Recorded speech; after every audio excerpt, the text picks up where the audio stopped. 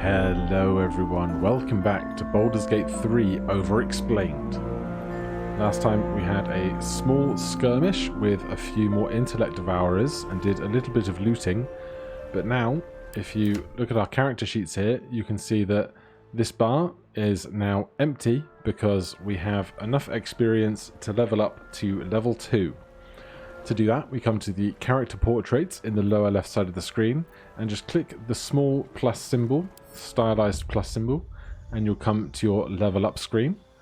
Now, if you decide for some reason that you don't want to level up right now and you want to wait a little while until you do so, you can close out of this. You will return to exactly where you were. You can carry on your adventure until a moment where you are ready to level up. So let's go back into that screen. So when you level up, there's a progression that happens for each character, and some of these have shared components and some of them are different to that character's class or sometimes even their race. So for example, everybody at level 4 gets to choose an ability score improvement or a feat. At level 5, I believe it is, the proficiency bonus always goes up from 2 to 3. And other things will happen universally across the classes, but right now as we are looking at a sorcerer going from level 1 to level 2. So the first thing that we do is our hit points increase. So this is determined by the value of a hit die, which is a die you can roll to recover HP when you short rest, and your constitution modifier. So I think we're going from 8 to 14. Let's double check that. See if we can figure out the maths. So we currently have 8 maximum HP.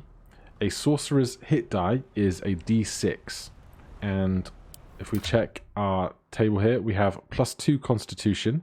So a maximum of 6 from our first die, because that's always taken as a maximum. Plus 2 more makes the 8 that we have. And then when we level up, we go up another 6. So that is going to be a d6 halved would be 3, but the average of a d6 is 3.5, and so because 1 and 6 is divided by 2 is 3.5, 2 and 4 divided by 6 and 1, 2 and 5, 3 and 4, all add up to 7 as pairs, and if you divide that by 2, you get 3.5. Round 3.5 up, you get to 4. Add 2 for our constitution modifier, you get to +6. So that's how we work out getting to 14. You take the average value of your hit die, rounded up, and add your constitution modifier. So we go from 8 hit points to 14 hit points. We also, as a sorcerer, get sorcery points. These are a fuel for different skills that we can use that are different from spell slots, and we'll learn more about those here. And if we want to create more sorcery points, we can use up one of our spell slots to create sorcery points, or equally, we can use our sorcery points to create more spell slots for us. So that is a sorcerer feature. And we also get to pick 2 types of uses for our sorcerer spells. So for example here, meta magic twin spells, all of these are classified as meta magics. Spells that only target one creature can target an additional creature. This costs 1 sorcery point per spell slot level used, and cantrips cost 1 sorcery point as well. So we'll take that, that seems pretty good. Then you have extended spell. Double the duration of conditions, summons, and surfaces caused by spells. Distant spell, increase the range of spells by 50%. Spells with a range of 5 feet are increased to 30 feet. And allies, careful spell, allies automatically save throws against spells that require them. So let's take a distant spell and a twin spell. Now we get to replace one of our known spells if we wish to. And when I was originally going to roll this character, I was going to not take Witch Bolt, and I was going to take Thunder Wave.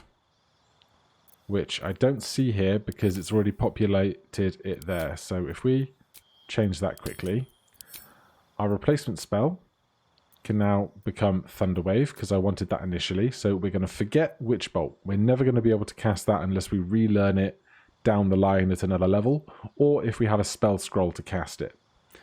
And we're going to gain Thunderwave, so that's a direct swap.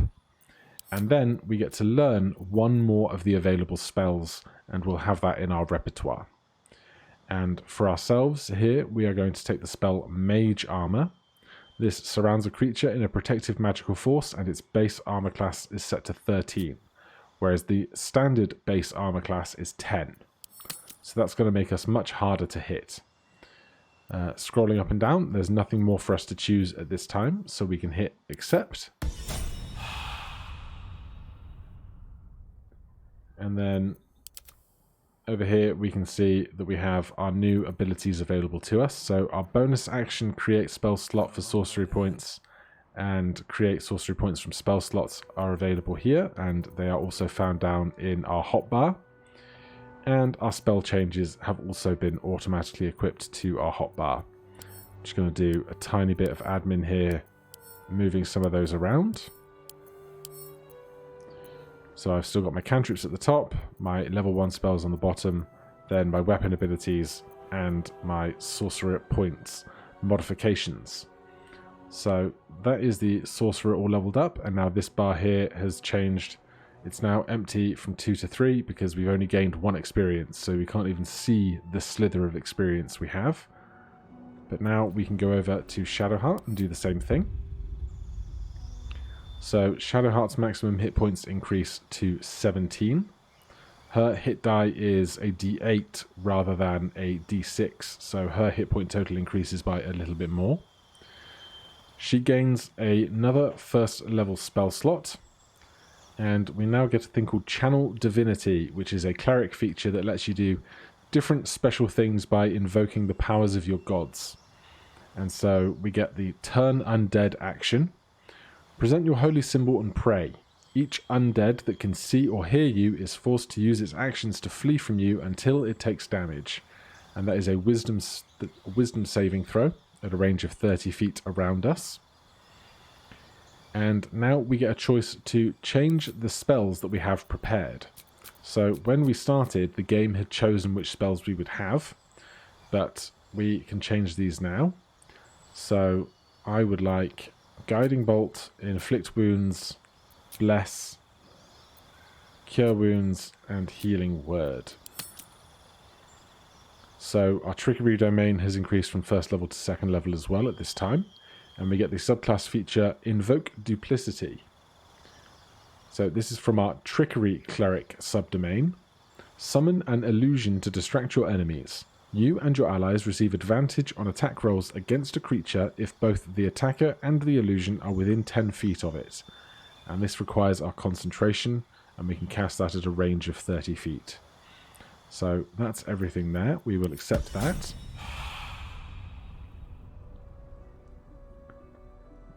Now, in my other campaigns, I've always played on what I call the 5th edition rule set, but something I believe we can do now, if we wish, and I will double check, is that we can see all of our skills here. We can actually change which spells we have prepared whenever we like, so long as we are not in combat. Whereas I personally make the decision to only choose which spells I'm going to prepare after I finish a long rest, because normally in an adventuring day you can't just change which spells you have prepared willy-nilly. But for the purposes of gameplay, you can actually change whatever you have prepared however you like as you progress on your adventure. So that's our 2 level ups done. Now let's carry on up this hill. I have a lot on my mind and, well, in it. Another step forward. Just before we go over in that direction, These boots have seen everything. I'm going to come over here, and there's a small ledge here. We can't walk down it, but we can use the jump action. And so this is a good opportunity to learn about passive checks. So as you're going about the adventuring world, your characters are always kind of absorbing the environment around you in ways that you might not necessarily be as a player. And sometimes they might try and make a perception check or an investigation check to see if they have noticed something in particular. And if they fail that check, they will just kind of go on about their business. But if they succeed, they might highlight something in the world to you that you might not have noticed. So if we walk down in towards this bit of cave, we'll see an example of that. Deep grooves in the mud around that rock. So Shadowheart has noticed the rock. Gothic Lord did not, but so long as one member of the party notices, that's all that's required. So we can now see this scuffed rock as an interactable object. And if we right click it, we can't throw it because it's too heavy. But what you can do is with any object that has the hand symbol like this, you can click and hold and move it so long as you have enough strength or you're not trying to move it too far. So Shadowheart can ever so gently move this boulder, and in doing that, underneath it we can see an ornate chest that we can then investigate. So we get some gold, we get 2 potions of speed, we get a malachite stone, a ruby which is worth 16,000 gold, and 2 documents here. A harper's map. This stained, ragged map has passed through countless hands. A little harp marks an area called Moonrise Towers with a small inky crescent sketched in the nearby forest. Below the crescent is a more recent scrawl, Cache. And then the harper's notebook. A tattered collection of reports held together with a moon and harp seal. There is a frequent mention of sacrilegious activity among a local Selenite sect. So those bits of information might be of use to you as you go on your adventures. Now we can come back this way. In previous editions, this jump was very hard to do because your jumping distance and your jumping height are directly related to your strength stat. And so if people jump down here with a character that dumped their strength stat, they sometimes couldn't make the leap up to here. But that has now been amended, so the party will all jump. And if one person moves up a ledge, the rest of the party will all follow in sync together. This way. Now over here, No one stopped me yet. we can hear somebody shouting. So let's go see what that's about.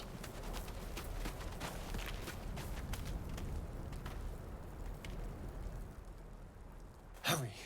I've got one of those brain things cornered. There, in the grass.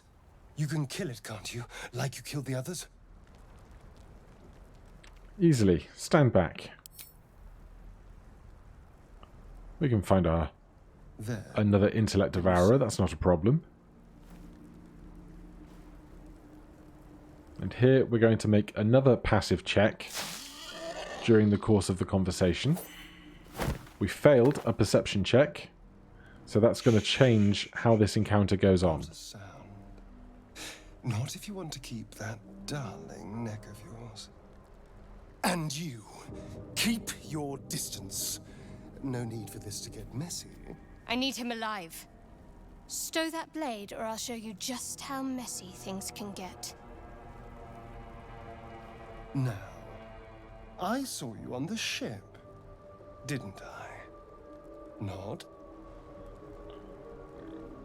So we can nod, we can shake our head, or we can attempt a melee attack. However, our strength is very poor, and we aren't really equipped to do so right now. So we're just going to nod along. Splendid.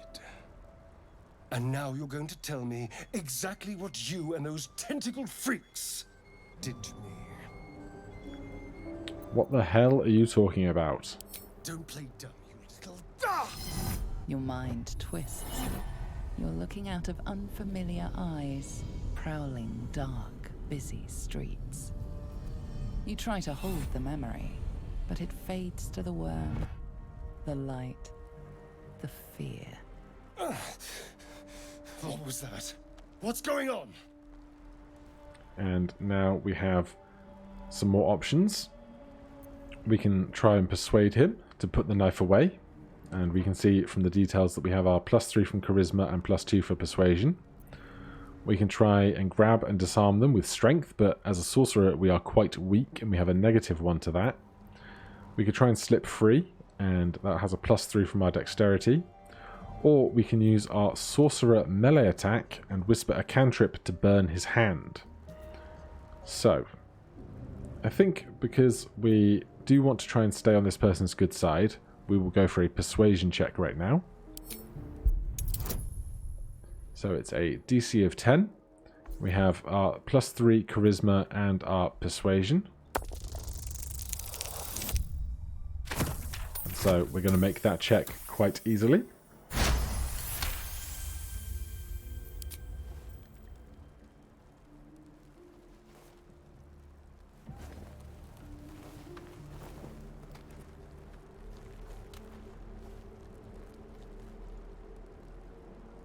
You're not one of them.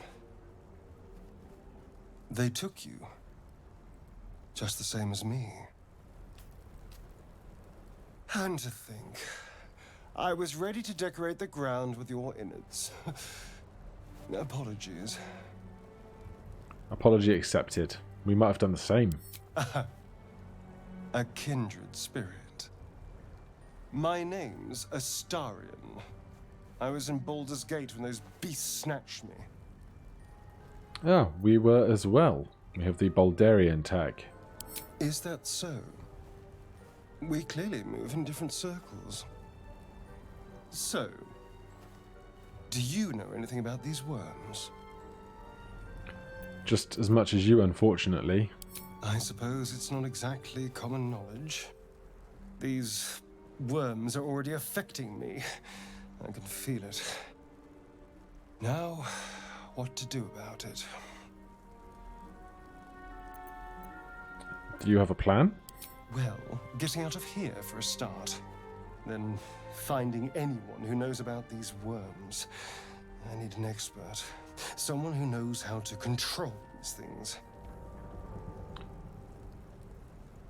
Well, we need company for the road. You want to join us with your skills? I was ready to go this alone, but maybe sticking with the herd isn't such a bad idea. And you seem like a useful person to know. All right, I accept. Lead on. The camera clearly couldn't decide what they were trying to look at in that conversation. So, Astarian, another companion, has now joined the party. He is a high elf rogue.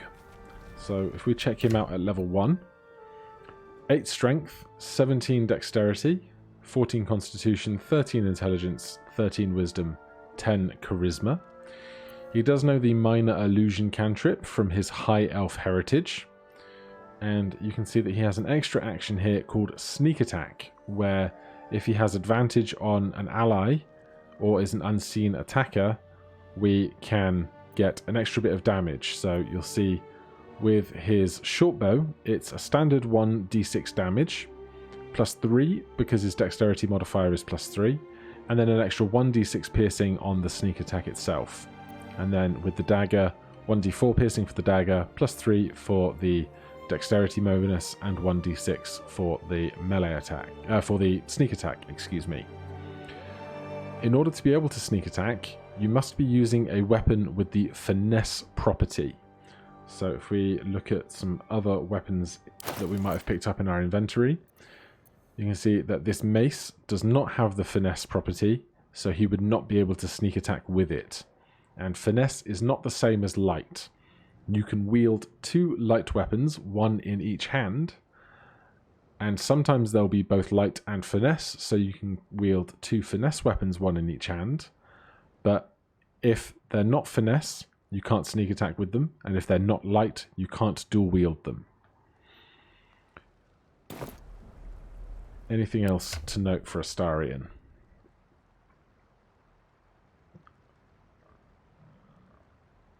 Nope, nothing in particular right now.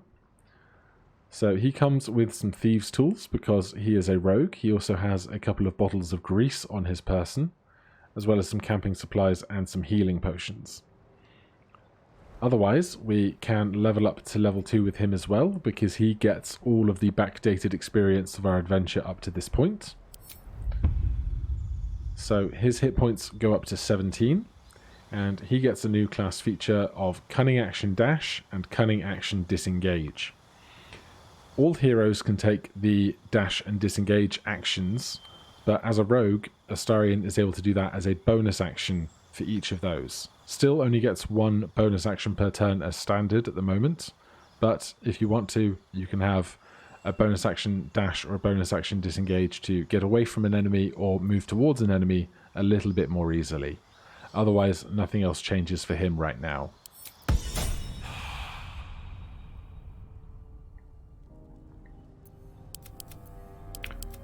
So with a party of 3, we can carry on through this wreckage.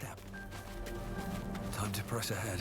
And there's a small excursion going on over here. Survivors? They're trying to dig somebody out of the wreckage. Come on, dig! Faster! Get her out of there!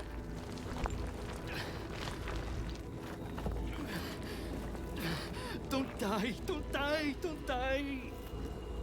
The person they're trying to save, it's the creature from the ship.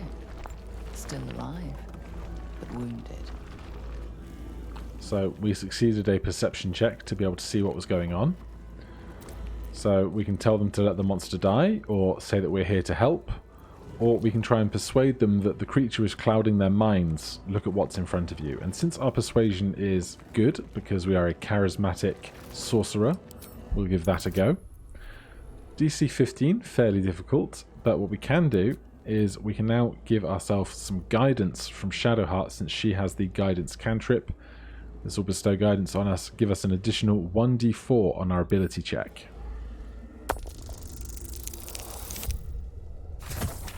So with a 14 and all the modifiers, we're going to pass this check quite easily. Your voice cuts through the fog of confusion. You can see the creature's hold on them wavering. As its influence wanes, they clutch their heads, blinking in confusion. Where are we? There was fire in the sky, and then the voice. Oh God, the voice! What happened? The monster was using you like a puppet. Gods, I think you're right. It called out from the wreckage. It sounded just like my daughter. But she's been dead for years.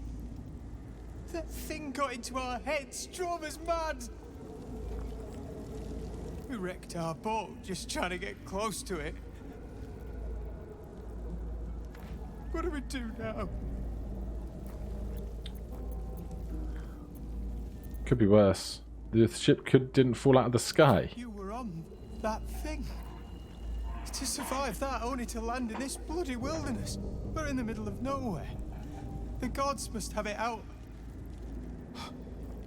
Wait. You. I can feel you. Just like one of those things. You're one of them! Hey, I was abducted and I escaped. There's something in your head. Please, we'll take our chances out here. Just leave us be. Hey, if you don't attack me, I don't have to attack you. So they're going to run off, and then we are left with the Mind Flayer, who is currently dying. The Mind Flayer made them its puppets. We could try and converse with it and see what it has to say, but I will leave that for you to learn about if you want to do that. Instead, we are just going to take our bow here.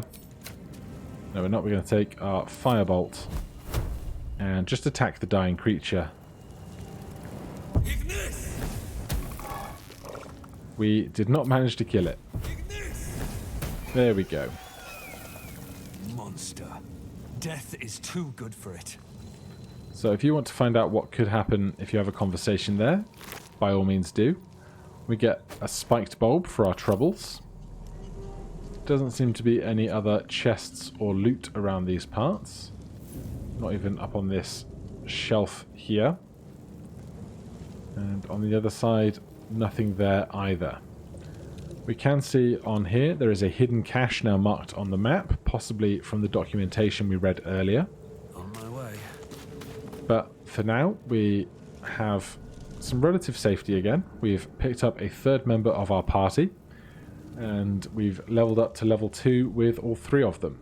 So join me next time where we'll see if we can round out the party to 4, and we will carry on our adventures. As ever, if you have any questions about anything that you've seen that you're not understanding or I haven't made clear, put them down below and I will do my best to answer them. Otherwise, if you're enjoying the videos, please do consider hitting that like button or subscribing if you haven't already, and I will see you in the next one. Cheers.